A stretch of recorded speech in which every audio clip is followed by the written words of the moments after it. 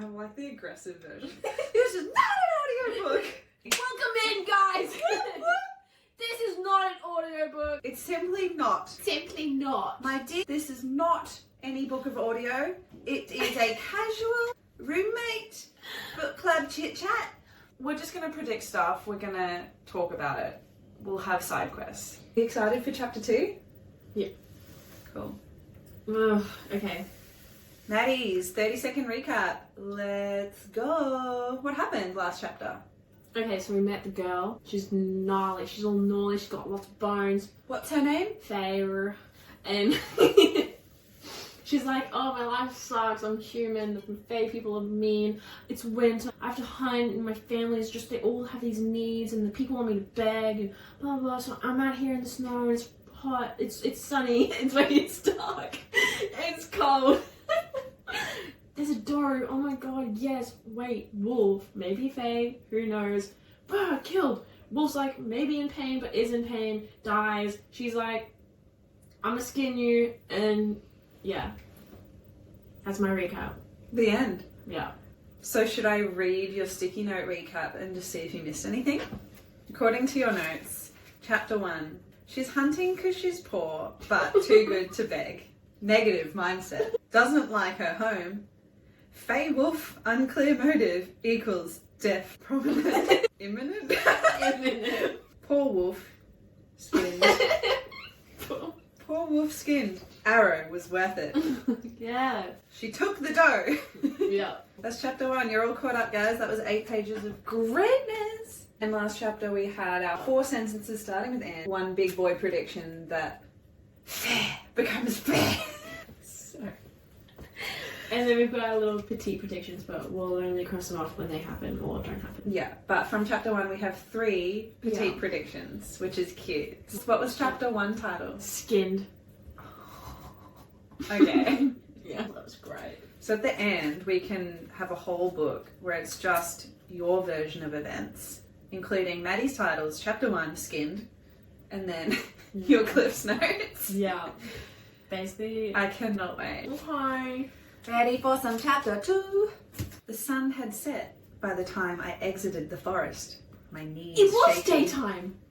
I was right, and I didn't even know it. You're a witch. My hands, stiff from clenching the legs of the deer, had gone utterly numb miles ago. 1.6 kilometers times whatever much Times 10 paces. No. AKA 2 clicks. You can't do this. Okay. Not even the carcass could ward off the deepening chill. The world was awash in hues of dark blue, interrupted only by shafts of buttery light escaping from the shuttered windows of our dilapidated cottage. Buttery. It was like striding through a living painting, a fleeting moment of stillness, the blues swiftly shifting to solid darkness. As I trudged up the path, each step fueled only by near dizzying hunger, my sisters' voices fluttered out to meet me.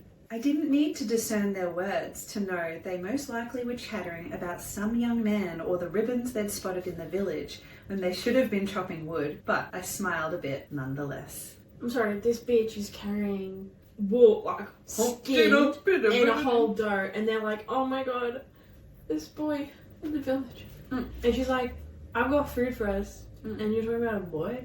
Yeah. Are you like chopping up some wood? Yeah, she's like, they're infants, but also cute. But aren't they older than her? They're older than her. Yeah, she's the baby. You're obviously an older child. Yes. It's pathetic for an older child, yeah. Kicked my boots against the stone door frame, knocking the snow from them. Bits of ice came free from the grey stones of the cottage, revealing the faded ward markings etched around the threshold. My father had once convinced a passing charlatan to trade the engravings against fairy harm in exchange for one of his wood carving. There was so little that my father was ever able to do for us that I hadn't possessed the heart to tell him the engravings were useless and undoubtedly fake. Mortals don't possess magic. They didn't possess any of the superior strength and speed of the fairies or high fae. The man, claiming some high fae blood in his ancestry, had just carved the whirls and swirls and runes around the doors and windows, muttered a few nonsense words, and ambled on his way. That's like me walking around the house doing my shit. What's your shit, Maddie? Do tell us. All around, I do like little runes of protection.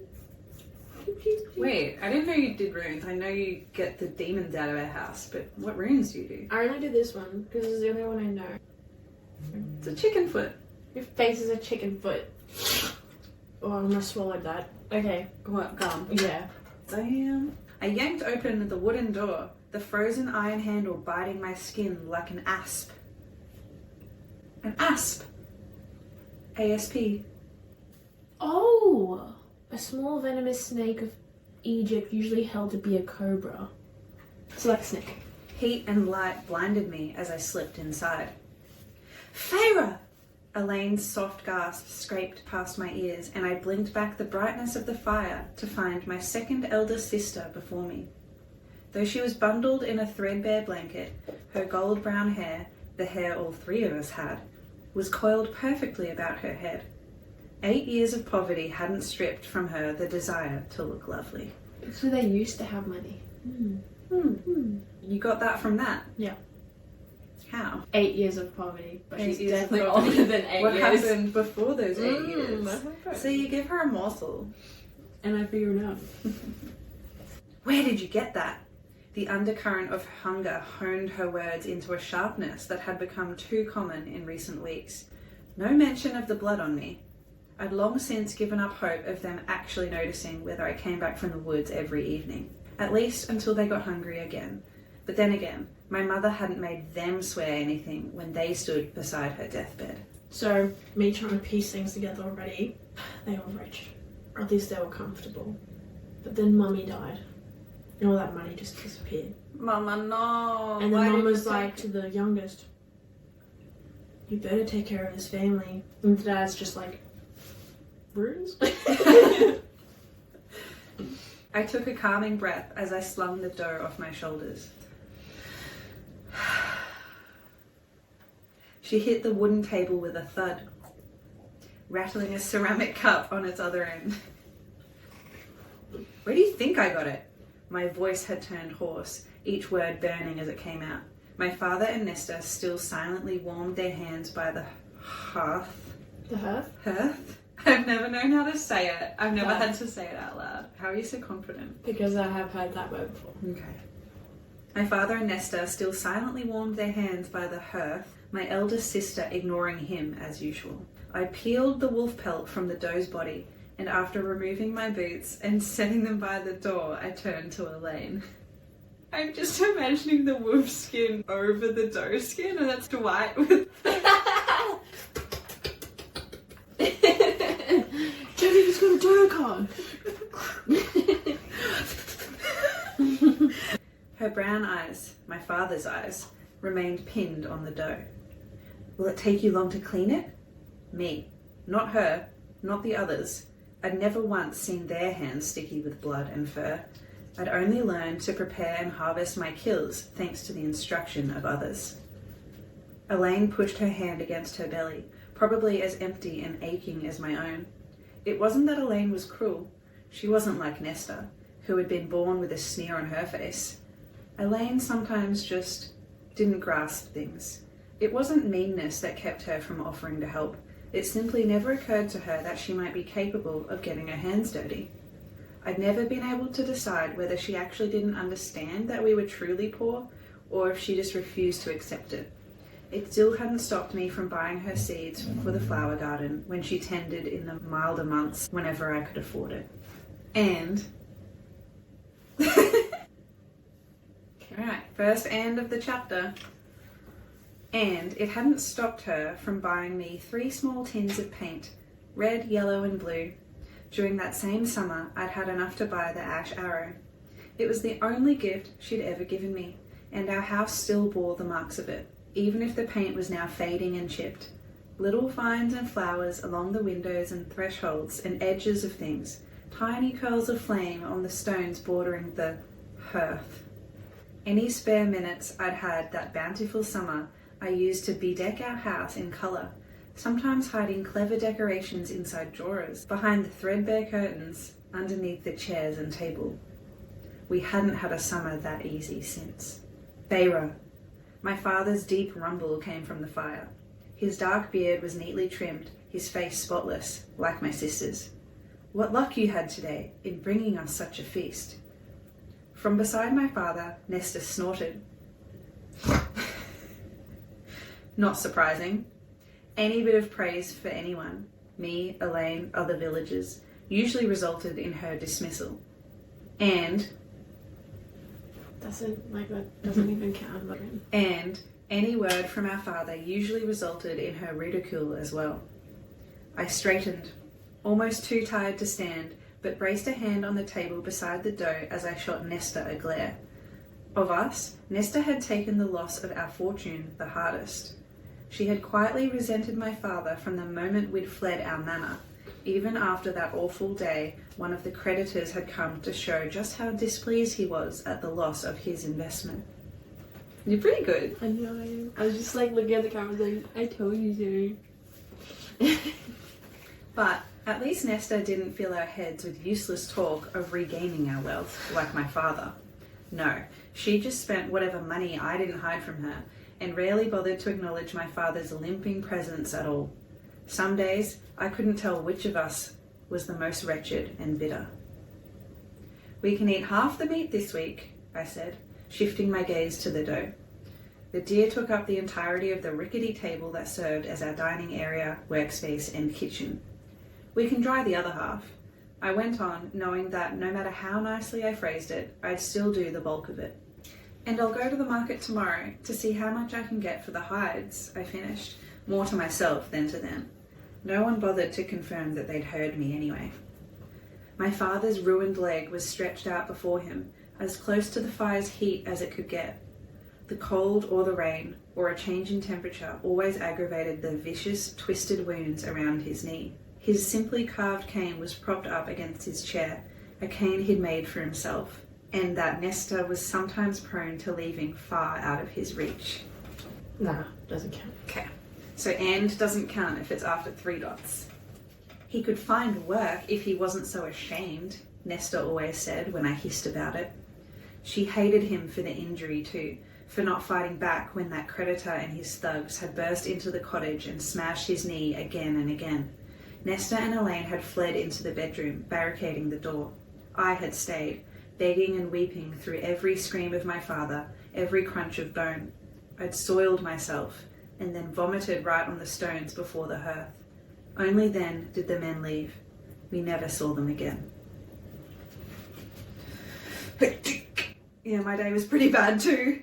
I went to work. Oh my god. She soiled herself.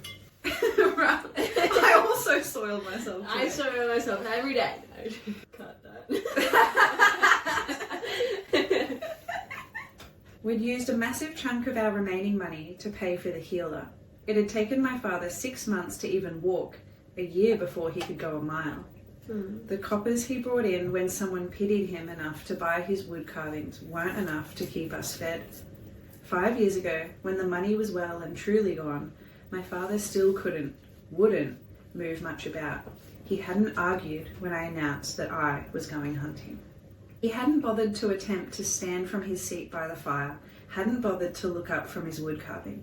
He just let me walk into those deadly, eerie woods that even the most seasoned hunters were wary of. He'd become a little more aware now, sometimes offered signs of gratitude, sometimes hobbled all the way into town to sell his carvings, but not much. "I'd love a new cloak," Elaine said at last with a sigh. At the same moment, Nesta rose and declared, "I need a new pair of boots." Honestly. Go get yourself a new pair of boots. Work hard for it. Go hunt and kill something and use it. DIY boots, girl. I kept quiet, knowing better than to get in the middle of one of their arguments, but I glanced at Nesta's still shiny pair by the door. Beside hers, my 2 small boots were falling apart at the seams, held together only by fraying laces. She better get herself her own boots. She better. "But I'm freezing with my raggedy old cloak," Elaine pleaded. "I'll shiver to death." She fixed her wide eyes on me and said, "Please, Feyre, She drew out the 2 syllables of my name. Fay-ra. F-A-Y-R-U-H. Into the most hideous whine I'd ever endured. And Nesta loudly clicked her tongue before ordering her to shut up. I drowned them out as they began quarrelling over who would get the money the hide would fetch tomorrow, and found my father now standing at the table, one hand braced against it to support his weight as he inspected the deer. His attention slid to the giant wolf pelt. His fingers, still smooth and gentlemanly, turned over the pelt and traced a line through the bloody underside. I tensed. His dark eyes flicked to mine. "Feyre," he murmured, and his mouth became a tight line. "Where did you get this?" "Same place I got the deer," I replied, with equal quiet, my words cool and sharp. Yeah. Unlike how I just read that. The same place I got the deer. His gaze travelled over the bow and quiver strapped to my back, the wooden hilted hunting knife at my side. His eyes turned damp. "Feyre, the risk." I jerked my chin at the pelt, unable to keep the snap from my voice as I said, "I had no other choice." What I really wanted to say was, "You don't even bother to attempt to leave the house most days. Were it not for me, we would starve. Were it not for me, we'd be dead." Da, da, da. Do you want to read? Yeah, I would love to. Oh my god. Cool. Cool. So I actually now have to say Feyre. You do. Ugh. Feyre, he repeated and closed his eyes. My sisters had gone quiet, and I looked up in time to see Nesta crinkle her nose with a sniff. She picked at my cloak.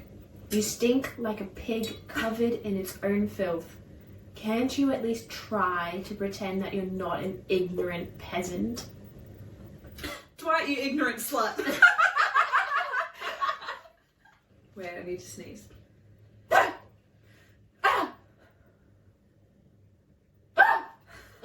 I'm good. Cool. Sorted. Knew it was gonna work. I didn't let the sting and ache show. I'd been too young to learn more than the basics of manners and reading and writing when our family had fallen into misfortune, and she'd never let me forget it. She stepped back to run a finger over the braided coils of her golden brown hair. "Take those disgusting clothes off." I took my time swallowing the words I wanted to bark back at her. Older than me by 3 years, she somehow looked younger than I did, her golden cheeks always flushed with a delicate, vibrant pink. "Can you make a pot of hot water and add wood to the fire?" But even as I asked, I noticed the wood pile. There were only 5 logs left. Bitch. "I thought you were going to chop wood today." Nesta picked at her long, neat nails. I hate chopping wood. I always get splinters. I hate splinters. I do too, but fuck. One job today, babe. One Yes. job. She glanced up from beneath her dark lashes. Of all of us, Nesta looked the most like our mother, especially when she wanted something. "Besides, Feyre," she said with a pout, "you're so much better at it. It takes you half the time it takes me. Your hands are suited for it. They're already so rough." My jaw clenched. "Please," I asked, calming my breathing, knowing an argument was the last thing I needed or wanted. "Please get up at dawn to chop that wood." I unbuttoned the top of my tunic, or we'll be eating a cold breakfast. Her brows narrowed. "I will do no such thing." But I was already walking toward the small second room where my sisters and I slept. Elaine murmured a soft plea to Nesta, which earned her a hiss in response. What a snake. Yeah. No wonder the handle bit her hand. What was the snake called from before? Asp. What an asp. What an asp. That would be cool to call the boys when they're being... Yeah, they bitey. won't know what we're talking about. What are yours just such an asp? Nothing, we're just saying asp, but no. Yeah, we know. I glanced over my shoulder at my father and pointed to the deer. "Get the knives ready," I said, not bothering to sound pleasant. Oof. "I'll be out soon." Without waiting for an answer, I shut the door behind me. The room was large enough for a rickety dresser and the enormous ironwood bed we slept in. The sole remnant of our former wealth, it had been ordered as a wedding gift from my father to my mother. It was the bed in which we'd been born and the bed in which my mother died. In all the painting I'd done to our house these past few years, I'd never touched it. Yeah, sacrilege, I guess. I slung off my outer clothes onto the sagging dresser, frowning at the violets and roses I'd painted around the knobs of Elaine's drawer, the crackling flames I'd painted around Nesta's, and the night sky, walls of yellow stars standing in for white around mine. I'd done it to brighten the otherwise dark room. They'd never commented on it. I don't know why I'd ever expect them to. Groaning, it was all I could do to keep from collapsing onto the bed. Fair enough, big day. Yeah, my sister's... Are we assuming it's dark by this point? And yeah. I remember in the first chapter she was like, only got like a few more hours until it's nightfall. And then when she was she's like, I should get back like, soon. It's... Yeah. We dined on roasted venison that night. Though I knew it was foolish, I didn't object when each of us had a small second helping until I declared the meat off limits. I'd spend tomorrow preparing the deer's remaining parts for consumption. Then I'd allot a few hours to currying up both hides before taking them to the market. Currying up? I would assume she'd have to... Oh, she would have already skinned the deer because they had dinner. Yeah. So maybe slicing. Yeah. Into pieces. I knew a few vendors who might be interested in such a purchase, though neither was likely to give me the fee I deserved. But money was money, and I didn't have the time or the funds to travel to the nearest large town to find a better offer. I sucked on the tines of my fork, savouring the remnants of fat coating the metal. I really just thought that was like, I sucked on the fucking fork. And I was like, whoa. My tongue slipped over the crooked prongs. The fork was part of a shabby set my father had salvaged from the servant quarters, while the creditors ransacked our manor home. None of our utensils matched, but it was better than using our fingers. My mother's dowry flatware had long since been sold. Fair enough. You gotta make money. Yeah. That's what my dad did. What? Yeah, he just sold like little shit around his house. Oh, it sounded like your dad used your dowry for Wait. What's dowry? What's a dowry? Flatware. He said dowry flatware. Dowry as in D-O-W-R-Y? She might come with 3 goats and a few acres. A dowry. Okay. Yeah. So their mum came with silverware? Flatware. Yeah, okay, so I thought silverware, but my mother, imperious and cold with her children, joyous and dazzling among the peerage who frequented our former estate, doting on my father, the one person whom she truly loved and respected. Aww. But she also had truly loved parties. So much so that she didn't have time to do anything with me at all save contemplate how my budding abilities to sketch and paint might secure me a future husband. So she was like the old-timey Insta girl kind of thing. She's like, I'm just a socialite, I just like my parties.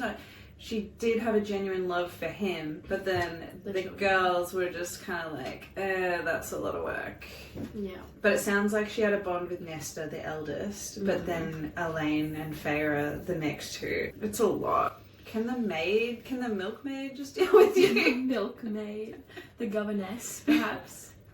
Had she lived long enough to see our wealth crumble, she would have been shattered by it, more so than my father. Perhaps it was a merciful thing that she died. Imagine being that proud that you need money to be happy. That's so sad. Yeah. And parties. You can still have parties and no money? God. Yeah, it's just people touching each other. What kind of parties are you having? So that little bit tells me that her mum died and then there was some time from then that they lost their money. So we're on track with some gaps. Next line is, if anything, it left more food for us. So that kind of sucks too. That's so Hunger Games survivalist. It is. Yeah. It is. That seems unnecessary. That's She obviously savage. didn't really like her mum. I'm curious as to what her mum said she had to do. I just feel like that's the sort of thought, you have an intrusive thought, and you're like, whoa, glad I didn't say that out loud, or people would judge me. Yeah. But imagine going, oh, well, Unless my mum's dead, so that's more food for us. Yeah. It's probably just her coping mechanism. She's just very pragmatic. There was nothing left of her in the cottage beyond the ironwood bed and the vow I'd made. Every time I looked toward a horizon or wondered if I should just walk and never look back, I'd hear that promise I made 11 years ago as she wasted away on her deathbed. Stay together and look after them. I'd agreed, too young to ask why she hadn't begged my elder sisters or my father. But I'd sworn it to her, and then she died. And in our miserable human world, shielded only by the promise made by the High Fae 5 centuries ago, in our world where we'd forgotten the names of our gods, a promise was war, a promise was currency, a promise was your bond. There were times when I hated her for asking that vow of me. Perhaps, delirious with fever, she hadn't even known what she was demanding. Or maybe impending death had given her some clarity about the true nature of her children, her husband. I set down the fork and watched the flames of our meagre fire dance along the remaining logs, stretching out my aching legs beneath the table. I turned to my sisters. As usual, Nesta was complaining about the villagers.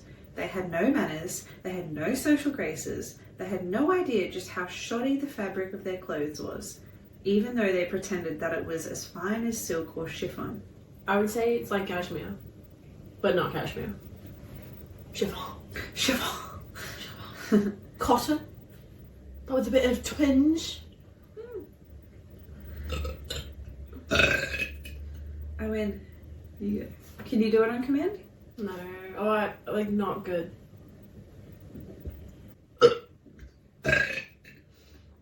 We can't get it. Guess my fault. It's a bit dense. That was the closest I've ever been. Your pants are so tight, it like compacted it. Weird. Okay, we can do this. We got this. Dude, we're on the home stretch. Yes! Okay. Since we had lost our fortune, their former friends dutifully ignored them, so my sisters paraded about as though the young peasants of the town made up a second-rate social circle. I took a sip from my cup of hot water. Wow. We couldn't even afford tea these days. As Nesta continued her story to Elaine. Well, I said to him, if you think you can just ask me so nonchalantly, sir, I'm going to decline. And you know what Thomas said? What? Add it to the board. It's another and. What did he say? Arms braced on the table and eyes wide, Elaine shook her head. Thomas Mandray, I interrupted. The woodcutter's second son. Nesta's blue-grey eyes narrowed. Yes, she said, and shifted to address Elaine again. What does he want? I glanced at my father. No reaction. No hint of alarm or sign that he was even listening. Lost to whatever fog of memory had crept over him, he was smiling mildly at his beloved Elaine, the only one of us who bothered to really speak to him at all. He wants to marry her, Elaine said dreamily. I blinked. Wink, wink. Nesta cocked her head. I'd seen predators use that movement before. Poppy wants a cracker!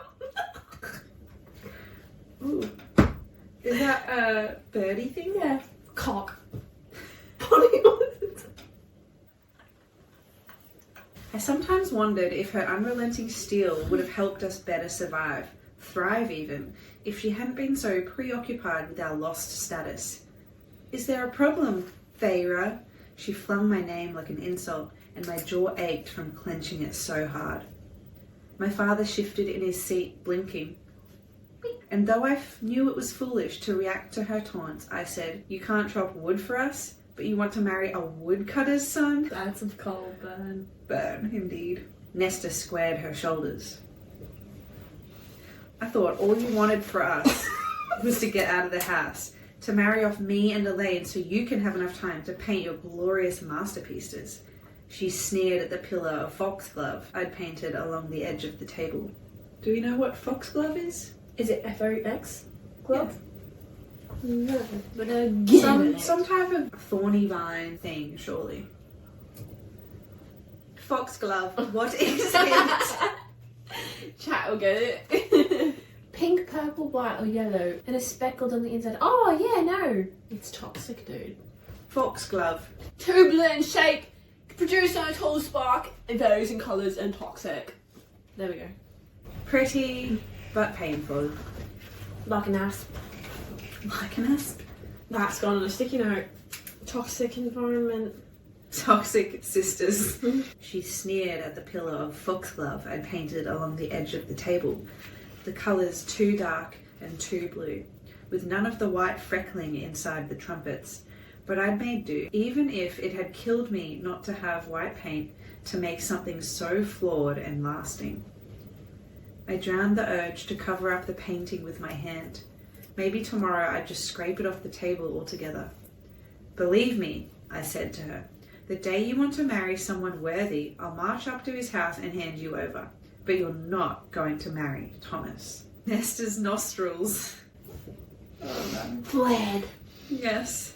Nesta's nostrils delicately flared.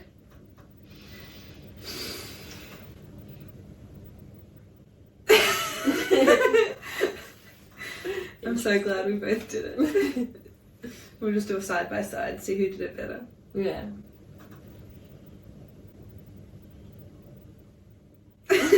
So weird. There's nothing you can do. Claire Beddoe told me this afternoon that Thomas is going to propose to me any day now. And then... 5 in this chapter, mate. 5. Forgive me.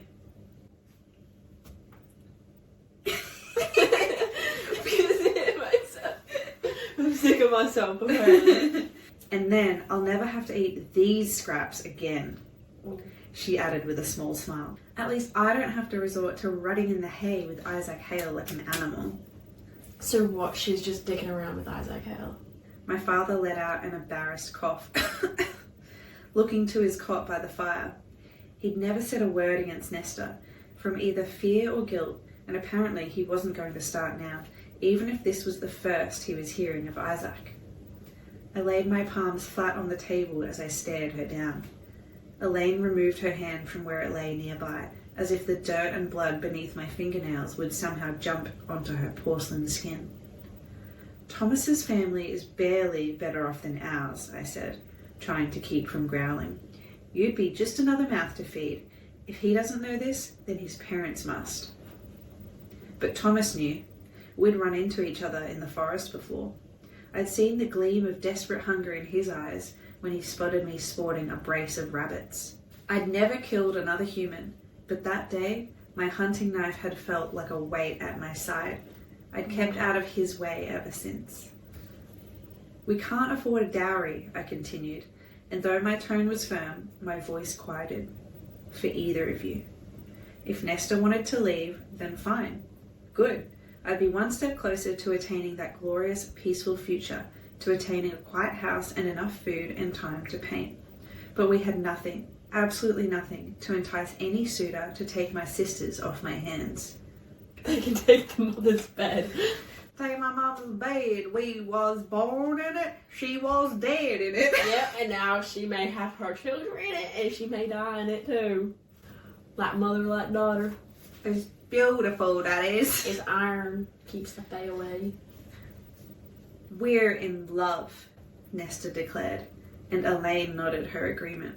When had they gone from mooning over aristos, like aristocrats? That's what I'm thinking. I almost laughed, to making doe eyes at peasants. Love won't feed a hungry belly, I countered, keeping my gaze as sturdy as possible. As if I'd struck her, Nesta leaped from her seat on the bench. You're just jealous. I heard them saying how Isaac is going to marry some Greenfield village girl for a handsome dowry. So had I. Isaac had ranted about it the last time we'd met. Jealous? I said slowly, digging down deep to bury my fury. We have nothing to offer them. No dowry, no livestock even. While Thomas might want to marry you, you're a burden. What do you know? Nesta breathed. You're just a half-wild beast with the nerve to bark orders at all hours of the day and night. Keep it up, and someday, Feyre, you'll have no one left to remember you or to care that you ever existed. That's fucked. The only reason they're alive is because of her, and I can't wait for somebody to come in and steal her, because they're going to rot without her. Where are they going to go? To the worms in the ground. The worms. Okay. She stormed off, Elaine darting after her, cooing her sympathy. They slammed the door to the bedroom hard enough to rattle the dishes. I'd heard the words before, and knew she only repeated them because I'd flinched the first time she spat them. They still burned anyway. I took a long sip from the chipped mug. The wooden bench beneath my father groaned as he shifted. I took another swallow and said, "You should talk some sense into her." He examined a burn mark on the table. What can I say? If it's love, it can't be love. Not on his part. Not with his wretched family. I've seen the way he acts around the village. There's one thing he wants from her, and it's not her hand in. We need hope as much as we need bread and meat, he interrupted, his eyes clear for a rare moment. We need hope, or else we cannot endure. So let her keep this hope, Feyre. Let her imagine a better life, a better world. I stood from the table, fingers curling into fists, but there was nowhere to run in our 2-room cottage. It's literally 2 rooms, just like bedroom and then the living area that they're in, which is kitchen, lounge, and then his cot is near the fire. House is a mansion compared to this. I looked at the discoloured foxglove painting at the edge of the table. The outer trumpets were already chipped and faded, the lower bit of the stem rubbed off entirely. Within a few years it would be gone, leaving no mark that it had ever been there, that I'd ever been there. When I looked at my father, my gaze was hard. There is no such thing. Depressed. We have to have hope. There's no such thing, Dad. Still negative mindset. We'll just track her mindset on a graph. Negative Nancy. No hope, no love. That's because everyone else treats her like shit. Yeah, but when she finds someone to love, she'll be fine. She's just surviving, yeah. She is. Love is like super far away from that. And that's chapter 2, my dear. So good. So good. I got a you. So what are you thinking for Maddie's title? Nesty Pesty. Nesty Pesty. Pesty Nesty, actually. She's a freaking pest. Cool. Nesta, the pest. And how do you feel about chapter 2 in general? Good character building. I can see why she's so negative. You know, I would be too. But honestly, at this point, I would just grab them by the hair and put them in the dirt. Oh. And I'd be like, fuck, get to work, cunt. Get to fucking work. Let them go. Grab the old man. Beat him with the stick. He's already been beaten with the stick. Yeah, he's good for good cause. I would literally just strangle him by the throats and be like, if you want to eat, work. If you ain't gonna eat, find a new household. I ain't paying no dowry or shit. But they can't survive without her. Well, that's the problem. But They don't you need think to. that's realistic in families if someone is the provider and everyone else can rely on them? Not everyone's going to do their best if they know someone else is going to Yeah, exactly. pick up the slack. So that person needs to remove themselves in order for them to really grow and give it a chance. How long can they last without her, do you reckon? 3 days? Yeah, that's what it feels. They They can truly survive if they just pull their heads out of their asses, really. They're kind of just doing the lazy genius method. Like, why do it if someone's going to do it for you? Yeah. Sit back, relax, by the fire. I can't wait for her to get taken in chapter 4. Mm. I'm wondering if I say it enough that it will actually be the case. That chapter was more talking about the sisters and stuff. I think it did Heavy. a good job of the mum backstory and kind of round them out as a family just in one chapter. Yeah. Pretty well. That was pretty good. Yeah. And you get a lot of the dynamics.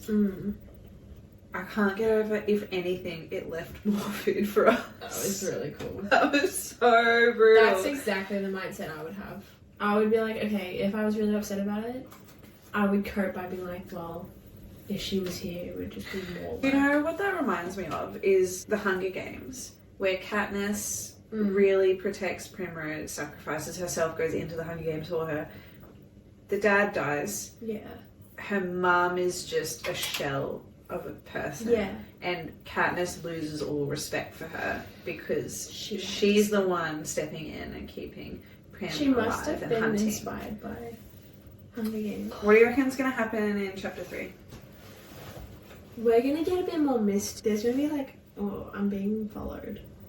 Like, something sus is going on. And then chapter 4 is gonna be like, Buddy, you killed my brother! You killed my brother! I wonder if the wolf is gonna be like, come back to life. And be like, where's my skin? Excuse me, I'm very naked. Can I have my skin back? I wonder if the dad knows. The dad fondled the fur and went, Feyre, you shouldn't have, ish.